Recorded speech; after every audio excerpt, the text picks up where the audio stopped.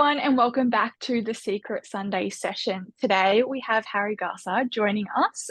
Welcome, Harry. Thank you so much for jumping on. Of course. Thank you for having me here.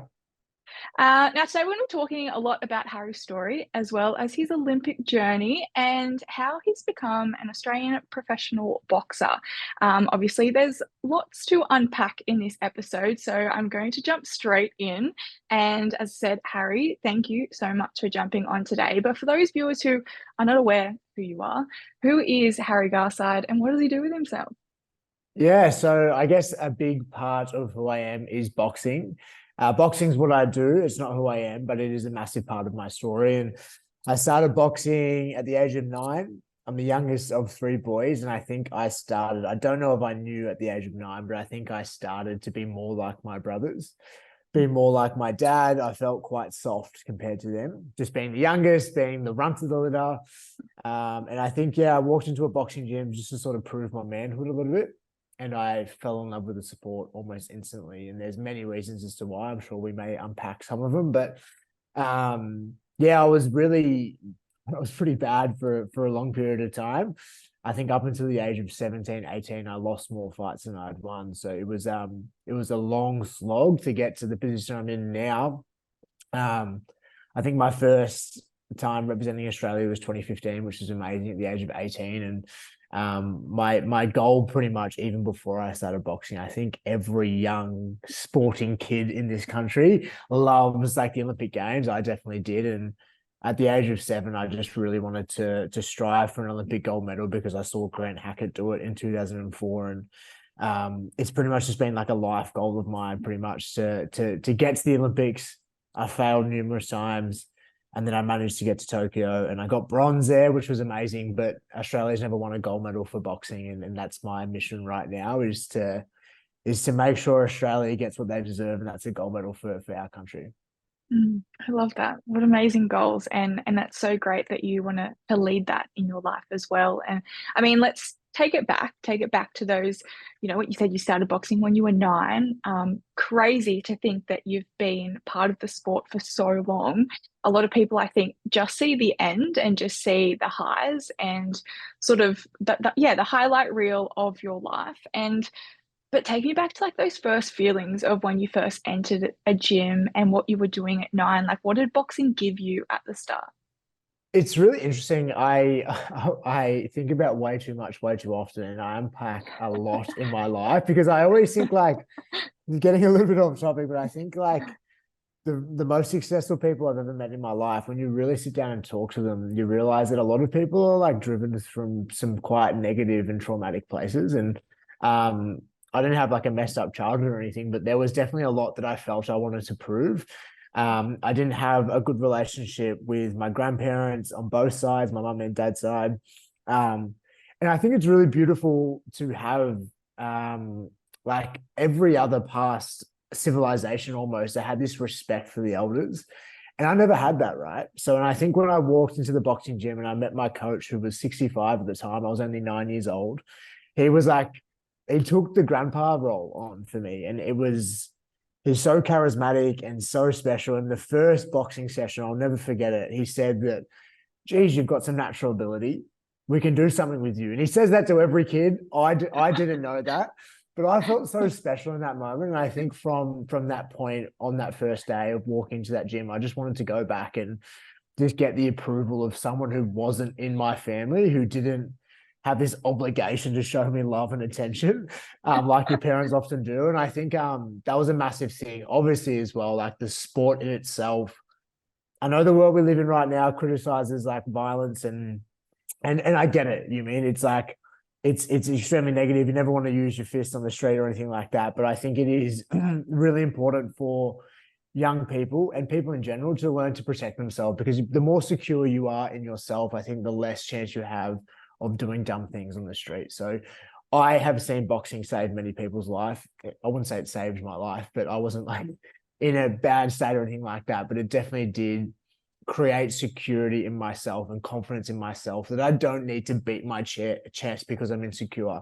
I don't need to prove to the world that I'm a man. I know who I am, and that's because of what boxing and a few other things have given me. I mean, you look at that's how it sort of started. As you said, you were trying to prove a certain point and prove to the people around you that I guess we all have that in us of wanting to prove that we're someone and that we can be loved and be enough. Do you feel like they reached a point where it stopped being for that reason? Yeah, that's a great question because I think majority of my teenage years, because I was really bad too at boxing, like I didn't have success early on. So I think there was a massive portion of my teenage years where I was still beating my chest because I was really insecure. There was many times in my life where I felt like I was insecure, so then I would act out or anything or something like that. But I think around like 2021, 22, that's when I really started to sort of delve into myself more. I did a lot of men's retreats around that time, breathwork experiences, and a few other things that really sort of opened my mind to who I am realistically. And I think I'm really grateful for that. A massive part of my story, this youth organization, the Reach Foundation, entered my life at the age of 16. And they ran a workshop where I guess they just gave me an opportunity to build my emotional intelligence and I guess delve into myself and find out who I am, which no one ever really does, right? You know what I mean? And I think from the age of 16 to I stopped working for them. I started as a participant and then become a crew member. And I think at the age of 22, I walked away just because I had boxing took off. But like 6 years of just delving into yourself and working with young people, hearing their stories and just building my emotional intelligence. I'm so grateful for that because I think it really set me up to delve into myself and try and find the answers. And I hope I never find them. Were you scared doing that? Because a lot of men don't go to those sort of extents to be more self-aware. Yeah, it is terrifying to be completely honest. I think like the most important questions is trying to find out who you are and what you want to do in this world. But it's like a lot of people, including myself, are terrified of what they may find. You know what I mean? Because I think I have can speak for my own life, but I have definitely played the role of what I think my parents want me to do, my community wants from me, my if you have a partner, what they want from you. Like there's so many things pulling on you to be a certain way. And I think we often play the role of what we believe other people want us to be rather than being who we really are. And I have definitely done that numerous times. And it's terrifying to really find out who you are. It's isolating, it's a lot, but I think I'm grateful. I feel like I'm at the point now where it's like I'm through that isolation. I'm through that lonely part of like pulling away from your community that have known you a certain way. And you end up slowly but surely attracting people who accept you for who you really are, which I have found over the last 2 or 3 years, which has been really nice. That's awesome. And it's amazing once you do the work, how you do attract those people because of the energy and that you're putting out as well as like stepping into your own. And that's phenomenal that you've done that work and that you're able to sit through that. Because as I said, fortunately, a lot of people don't, because it is very much a scary path for a lot of people to take because they don't know who they're going to find in there. Yeah, and I don't know about your journey, but I definitely found there was like a period where like you naturally start pulling away when you start growing and evolving in a different direction to say the community that you grew up in. It's like you slowly but surely start pulling away from them. Your interests change, you mean, and then when you go back to there, you start being the old version of yourself. And I found that there was a period of time where it was quite lonely, and I'm thinking, do I just go back to revert back to what I know? Because it's like it's a massive part of the human need is to have community and have connection and have people who love and care for you. And there was a period of time where it was quite challenging, but as I said, I feel like I'm in the position now where like I can show up as the version I know of myself now. And there's a lot of people in my life that accept me for me, which is really nice. Mm. And I think, as you mentioned, like getting to that part and trusting yourself, like even if you are all alone, like you've got you and that's enough. And like learning to sit with that, we have this big fear in society of being alone, but yet if you just trust yourself and believe yourself, you will find the right people. But it is so hard when you're constantly stimulated and people are with people and you're comparing yourself to others of just being okay with if everything else fails, you've got you. Yeah. It's like the most important relationship we'll ever have is the one we have with ourselves. And don't get me wrong, like I sit here and talk like I'm super secure and evolved. It's like there is many times in my life where I revert to the old version of myself or I feel insecure. Like I don't think it's like this like linear seeing it's just like there's like a I don't know, there's times where I'll wake up and I don't know, I'm just off. And then I'll find myself reverting back to I don't know, versions of myself that have been able to get love in other ways. So then I revert back to that, right? It's not like every day is beautiful and bliss. It's like, I don't know, it's human. Like it's messy and it's uncomfortable and it's also beautiful and like messed up. Like I love that. I'm really laughing because I know. Yeah. I feel like I don't know about like I scroll through Instagram and you see all these people like everyone's just like, oh, it's yeah, I'm like so happy and like I don't know, not every day's like that. Some days are sorry, I don't know if I can swear, some days are fucked up. Yeah. No, it's fine. Sometimes you can't even leave your bedroom. Some days, like you've ruined all the tissues. Yeah, I feel it. I feel it. I wish people were more real because it is. So it's the world that we're in today. Is that we see that, as I said, that highlight reel, and it just makes you feel shit about yourself half the time. But that's when I feel you have to be really content with yourself and learn when to know to step back from it all. Yeah, it's something that I have tried my best to manage because I also don't get me wrong, I think the more that I reflect on my childhood, I think there's been times where I think I probably felt I have thought about this a lot that I think we often attract similar emotions that we felt a lot growing up. And that could be like Mm, love, that could be care, that could also be some really negative ones. And I actually feel like there was a big portion of my life where I felt chaos, where I felt instability. And sometimes I feel myself almost creating that in my life now because that's what I'm so used to. And it's actually quite hard to like, I don't know, sift through that and like, I don't know, you're creating it. I feel myself just like ripping a grenade out, just throwing it into my life. I'm like, oh, let's sort this one out. And I'm like, I don't know, it's really mm. interesting.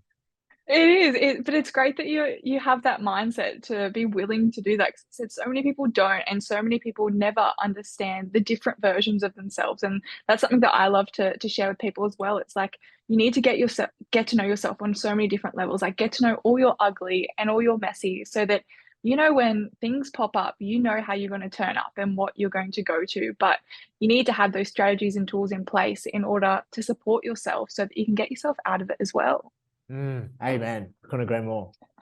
Do you feel any strategies or practices to support your mental health when you know something is popping up? Um, training's always been a really, I think it's like there's actually studies on it now too that it's almost better than SSRIs and you mean antidepressants and stuff like that. I think training has always been my savior.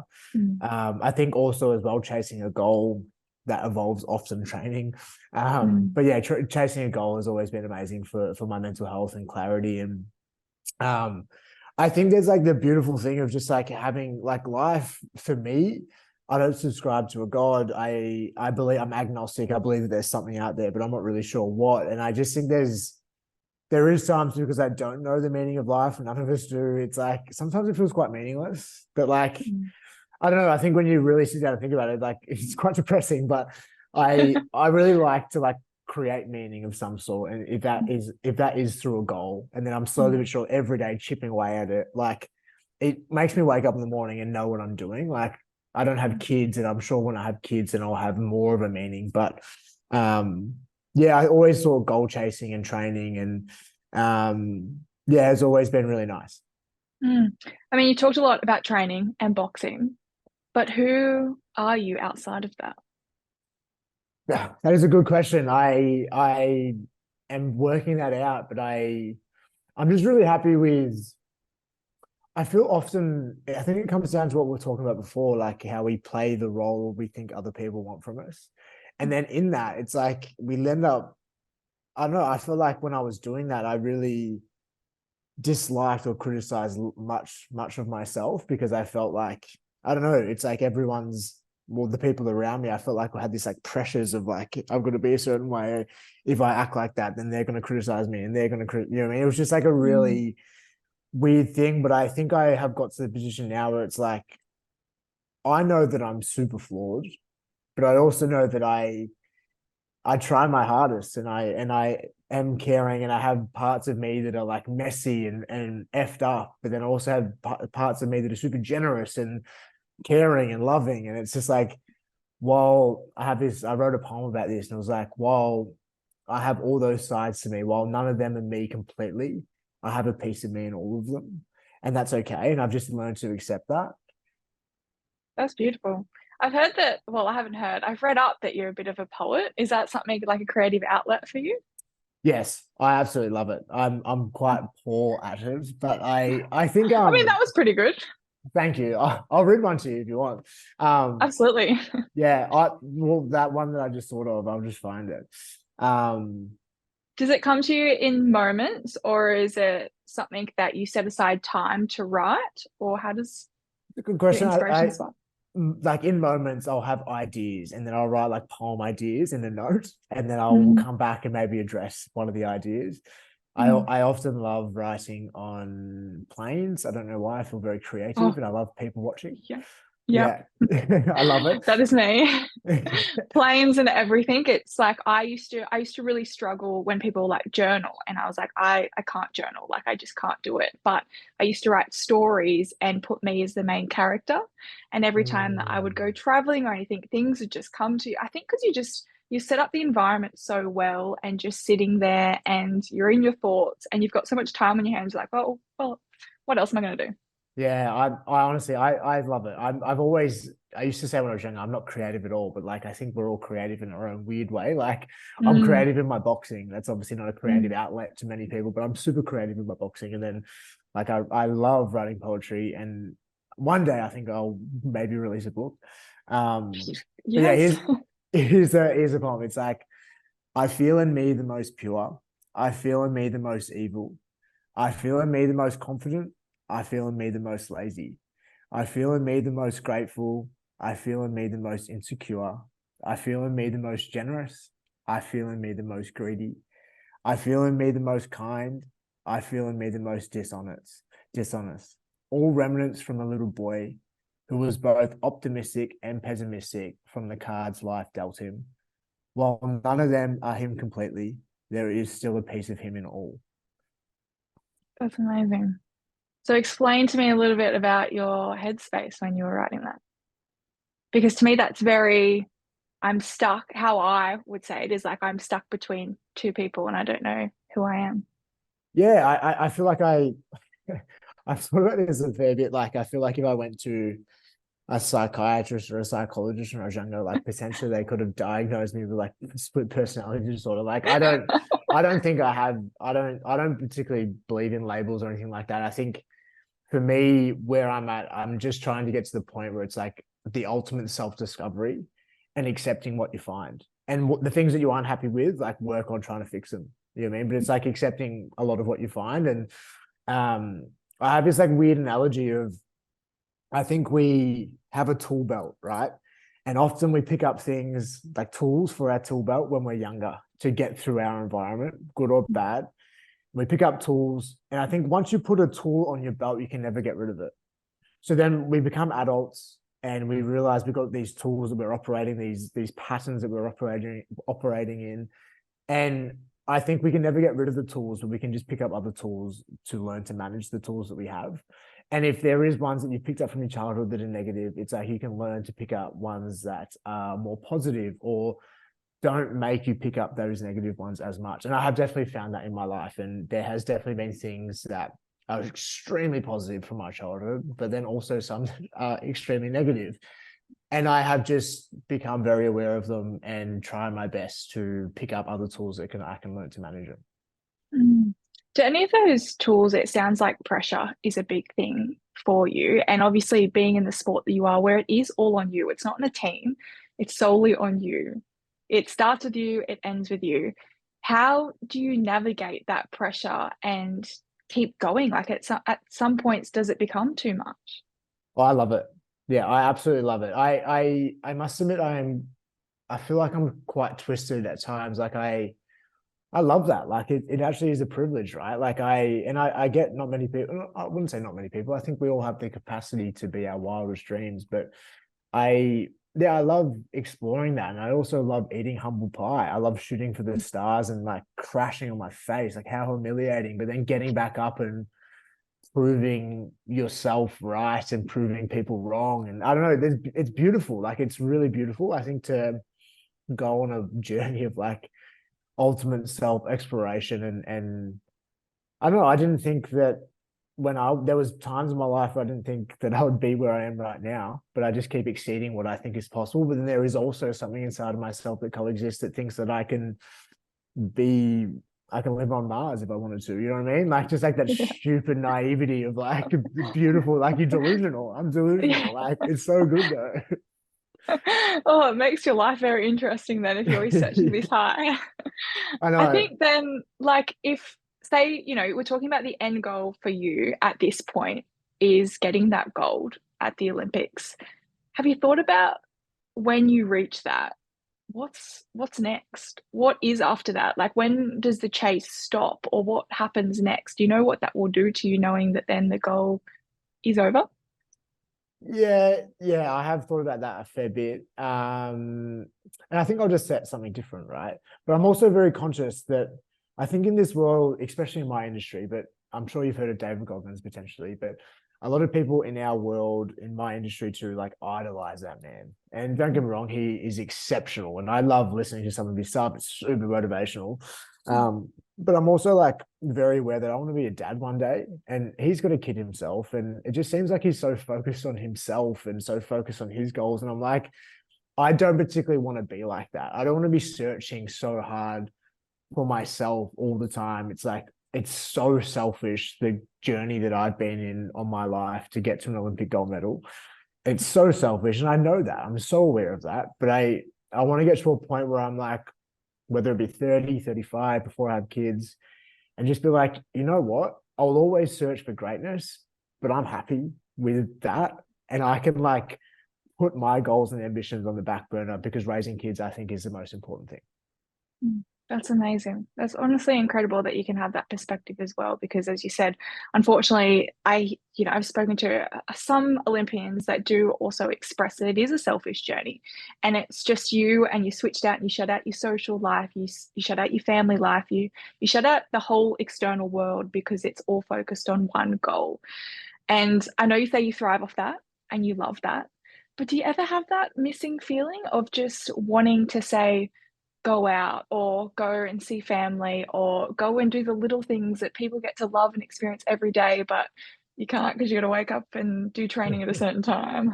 It's so true. Like I remember I can't remember who it was, but there was like a past Olympian doing a talk when I was a bit younger. And they were like, and I was like, yeah, we make all these sacrifices. And they're like, they pull me up and they're like, no, no, no, we make choices, not sacrifices. I'm like, I've thought about that so much. And I'm like, no, no, no, we make sacrifices. I'm like, if I could go out and have beers with my mates and catch up with my mates, but then also still be an Olympic gold medalist, I would. If I could go and watch my brother and his fiance's wedding and not miss it because of my sporting goals, like I would, but I can't, right? These are the choices that we have to make and sacrifices we have to make. If I could do both, I would. But it is just one of those things, right? Absolutely, there is times where I'm like, oh wow, I'd love to just be like my mates. And I think life is for experience, and life is for, I don't know, life is for connection, and there's so many things, right? But also as well, I have had a different journey and I'm very happy with that too. But if I could do both, I would for sure. Mm. And so, for people that are not aware, how long does the training go for training, say for the Paris Olympics? We'll use that as an example.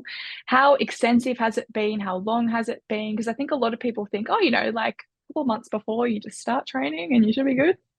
Yeah, it's obviously every 4 years the Olympics. So it's between in those 4 years, there's just so much. Like there's very little downtime, and it's so amazing. Like you get to travel the world and do what you love. But it also is, yeah, extremely like taxing on your time, and you can never really, like this year already, I've probably spent like, I don't know, I'd say like a month at home, all up, like Wow. just being on and off travel. And um yeah, like that in itself, you can never really form connections, relationships. You're not connected to your family, like they're always family, but there's so many things to it. But yeah, there's just like a lot of travel and training, and yeah, just really exceeding your limits and trying to sort of max out to your potential, especially timing it perfectly for July when the Olympics start.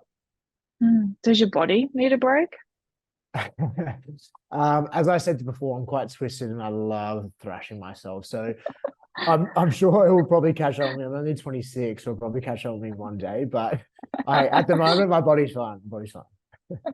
And like when you talk about like the knockbacks and times when you're not winning, and even like during those younger years when you weren't winning any medals and things like that, how do you pull yourself out of it? Because a lot of people do hit those knocks and they're like, all right, I'm throwing in the towel, can't do it anymore. That resilience is sometimes really hard for people to grasp. Yeah, it's really interesting because you get asked similar questions. I've been in a couple of podcasts and you get asked similar questions, and I think I don't know. There's been times where I have like little made up answers for it, but it's like, you know, what I mean, I think there actually is like some beauty in.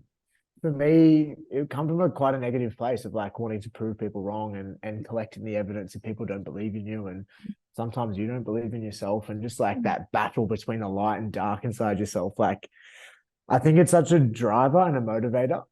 I think it's not fully sustainable if you're always from a negative place. It does work for long periods of time, but I think yeah, what I found, if I can draw on things when I need to from those like sort of negative motivational traits, like where people thought I couldn't do it, where I thought I couldn't do it, where I collected the evidence that I wasn't good enough, and then I saw someone's eyes go, yeah, like he lost. Like it's good to pick on that sometimes, but I also think it's really useful to pick on some places where 7 years old, I was super inspired by Grant Hackett. 2005, John Aloisi scoring that goal to qualify for the World Cup. I was too young to watch Kathy Freeman, but I can go back now and watch it. Matthew Mitchum's amazing dive. Like there's so many moments in my childhood where I was just like blown away by amazing Australian athletes, and I was inspired and I believed that I could take on giants. You know what I mean? Like I thought that I had the capacity to ride unicorns and do wild things, right? So it's like if I can draw on those more positive ones and more often, I think they're a bit more sustainable. But those negative motivational ones are super important too. Mm. Do you ever look back or look at your experience and go, my name is now being put with some of those Australian heroes? It's weird. I don't know about other athletes, but I don't particularly think about like my past achievements or anything like that. It's like very much what's next. Like Mm. it's almost like I would classify myself. I know I'm an addict, but like it's like addiction of like, where's the next hit? Where's the next feeling? Mhm. Where's the next thing? And yeah, I would definitely just find myself like I don't reflect on the 2018 Com Games. I don't reflect on the last Olympics. I don't reflect on my professional boxing career. Like it's just very much okay. Where's the next goal? Let's go. Like so, yeah. It's interesting. I don't know. I don't think about that stuff too much. Is that why you went on I'm a Celebrity? Yeah, I went on that. I don't. It's just so crazy to think that I got offered. Like I started boxing at the age of 9, and then you get offered to go on a TV show. Like I'm an athlete. I'm not a reality TV star. I'm like, what the hell? Like, I don't know. It was just like a little pinch myself moment. Like, I still think that I'm just a little kid from Lurdale where I grew up in Victoria. And it's yeah, wild to be getting opportunities to go on a TV show with like Peter Hellier, who I used to watch growing up. Like wild. I love that. And talking about the media, you've obviously got a big presence within that, being the Australian sporting star that you are. How do you combat that? Like, how do you, the scrutiny from that, the constantly being in the public eye, does it ever get to you? Like, how do you cut out opinions of other people? Yeah, I think it's like just like anything, right? There's like positives and negatives to it. I think it's probably mostly positive, but I've found myself it's probably more lonely. Like I question people's motives. Like someone enters my life, whether that be like a new guy mate or whether that be, I don't know, maybe I'm seeing a girl or something like that. Like there's that thought of like they don't like me. They just like the idea of me. And it's like there is that side to it. But then there's also like I've met so many amazing people, and I think when it comes to like scrutiny, someone said something to me and I love it so much. It's like, you're not as good as what people think you are. And there is so many people, it's like 99% positive, like people tapping you on the ass going, yeah, you're amazing. How good's this? You're not as good as those people who think you are. And those people who try and bring you down, you're not as bad as those people who think you are. You're just you. And I'm like, it's so true. And I had someone take over my social media because I'm like, you're reading 99% positive comments about yourself, like thousands of positive comments. You start thinking you're a legend. Like, you know what I mean? You're not like, and I'm like, I know that I'm a good person. I try my hardest, but I'm also flawed and human. And Yeah, when you start reading like all positive comments about yourself, you're like, yeah, I'm going real good. Like, no, you're not. No, you're not. Yeah. And you're Yeah. always like one story away from like someone just screwing it all up or something like that. And that's a cycle of media. And it's like you're 5 second fame, like last 5 seconds. And after that, you can be in the negative live limelight so quickly as well. And can be really hard. Like and you hone in on the negativity. There could be thousands of positive comments, but the negativity always grasps you more.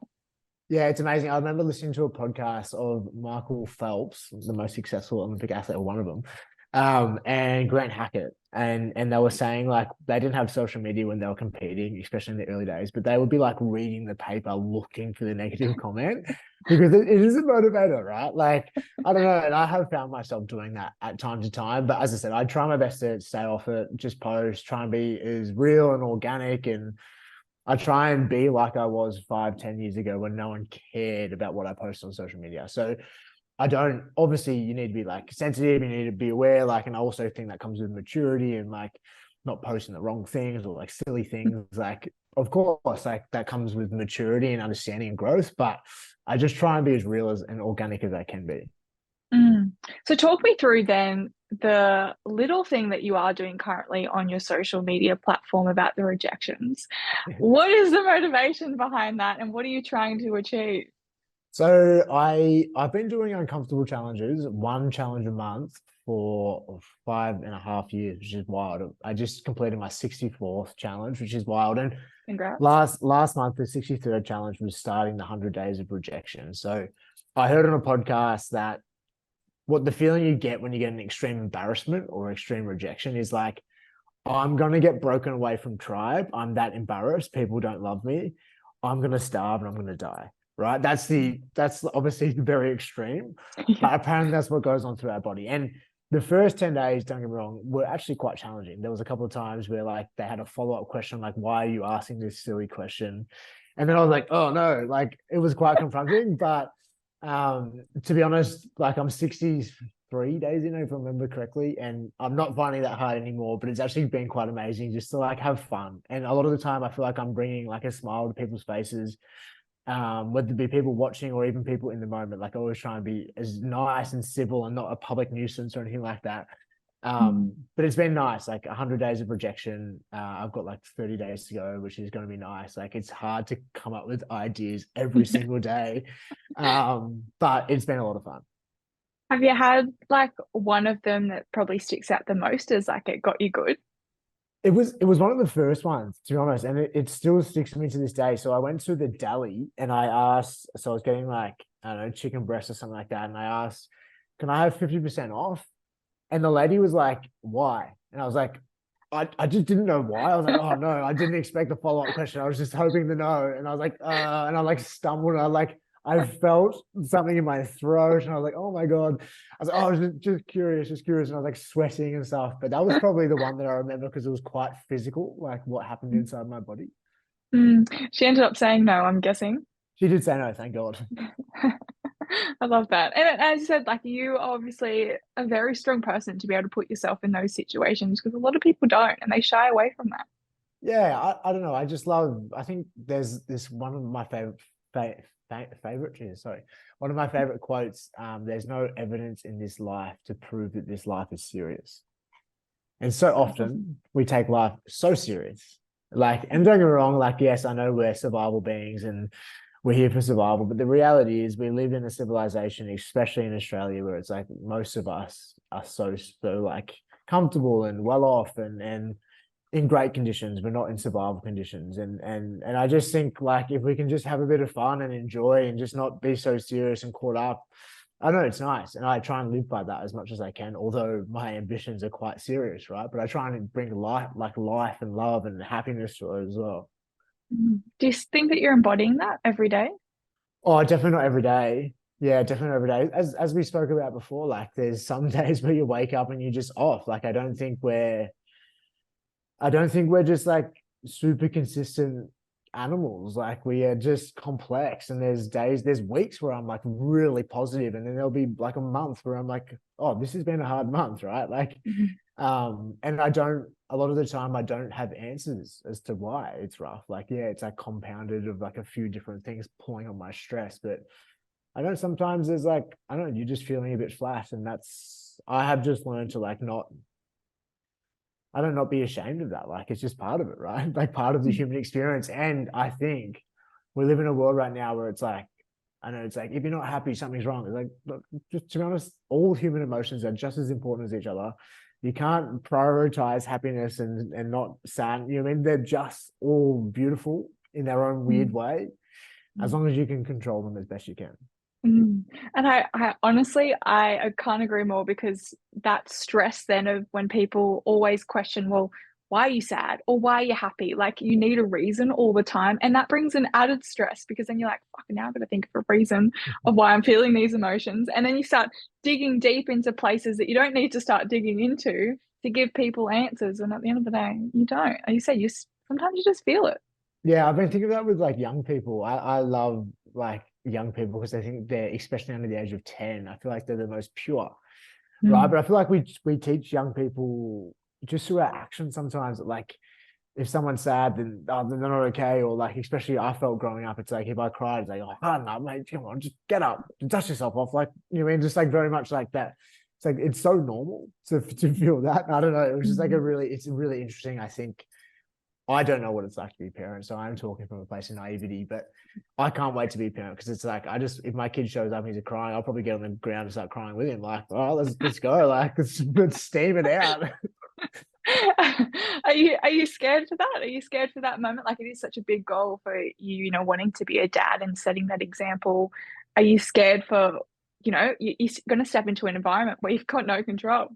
Yeah, I am terrified. I think you would almost be a psychopath if you weren't terrified of being a father or a mother. But yeah, I am terrified, but I also think it's probably, I would imagine, the most beautiful thing we can do.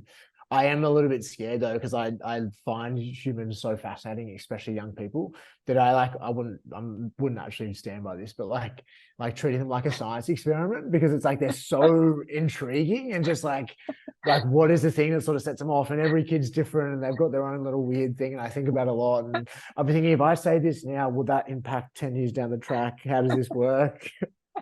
You'll be sitting there while he's just playing or whatnot. You just be staring the whole time. I can actually picture it. Oh, I love that. I can't wait to see that unfold. That'll be great. Yeah, they'll either be Thank a you. really good kid or not a good kid at all. I'm not sure. Yeah, yeah. You probably. Oh, actually, I won't mention what I was going to say. Anyway, good luck with that journey.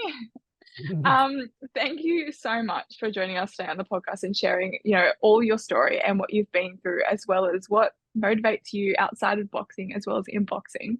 I want to just sort of end on a few little tips and advice and a message. So for young people, I know you mentioned that you do work a lot with youth, but what do you like to say to them in terms of if they are struggling, trying to find out who they are, they're in that space of not knowing who their people are, because a lot of us do fall into that.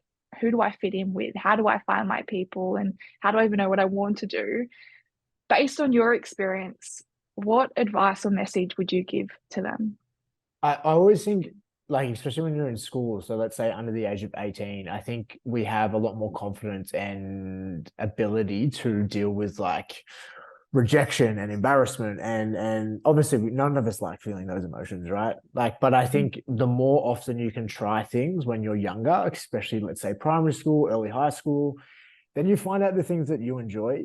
And I think it's like really cool to, once you find out things you enjoy, it's like try and scale that into a job if you can, if it is an industry where you can have a job. And it's like through that journey of doing that, it's like you'll then find people who have similar values potentially or similar interests. And I don't know, I found that in my own life, but I think it's as I said before, like we take life so seriously sometimes, but if you can find something that you really enjoy and you're super passionate about, it's like through that journey of trying to become, it doesn't even have to be like trying to make millions of dollars off it. It's like just try and do something you really enjoy for the majority of your life. And I have always found that super valuable and super useful for young people, because in the days that get hard, and there's always days that get hard, it's like if you really are passionate about something, it's like you can get off your bed quite comfortably because you're really passionate about what you're doing. If you don't like your job, those days where it's hard, and we all will have hard days, you're like, oh, this is so challenging. Yeah. Would you say anything different to your younger self, to your 9-year-old that entered that boxing gym? Would you tell him anything? Oh, I've been asked this a few times, and I always have like the same answer, and I completely agree. And I actually had a full circle moment, which I will tell at the end. But I wouldn't say a thing. I think it comes down to like, I wouldn't say a thing. I'll just give him a big hug, right? And in that, it's like, I'm happy with how my life has turned out. I think you would be giving advice potentially if you weren't happy, maybe, or you would say like, "Oh, keep going if you were happy." But I'm like, I'm pretty content, or not content. I don't like that word, but I'm happy with the direction my life is going in, right? So it's yeah, and I think you almost need all those hard times, all those failures in my teenage years, all those times where I really thought, oh, can I do this? Like my parents said, just get a job, boxing's not going to pay the bills. Like all those times, it's like they finally made me into the man that I am now. So I'm really grateful that everything that's happened. And I did a breathwork experience halfway through last year. And I've never been bird's eye view. People talk about being bird's eye view of themselves. And I'm like, to be honest, I thought it was bullshit because it never happened to me. Yeah. And then it happened to me, right? And I was bird's eye view of myself, and I saw myself just hugging a young kid, and I obviously assumed that was just my younger self. And it was in a moment where I really felt I needed it, and it was super nice because I feel like that is the most important relationship, is the one we have with ourselves, and inside of ourselves is often young kids at moments in our life where we may have been super triumphed or super sad, right? And I think in that moment, I just had, as a 25-year-old boy at the time, I had my younger selves back, which I think is, as I said, the most important thing. Oh, that's beautiful. What would you think that younger self would say to you right now? Oh, I don't know. He was quite silly when he was younger, so I'm not too sure. But I think I don't know. I think he'd be super proud, like in the sense of like super proud because there was so often in my life where he thought maybe he should give up, and I think there was also something inside of him at the time that just didn't want to give up, just refused. So it's like, I don't know, it's really nice that I guess however long later, like 20 years later, it's like I'm still fighting for my goals, my dreams, and not selling out and becoming something that other people want me to be. Mm, that's incredible. Well, thank you so much for sharing today your journey and where you've got to today, and good luck with the Olympics. When do you leave? It's like a lot of on and off travel, as we spoke about during this, but yeah, on and off travel. But I'll probably leave towards the back end of June and not get back until I get that gold medal in August.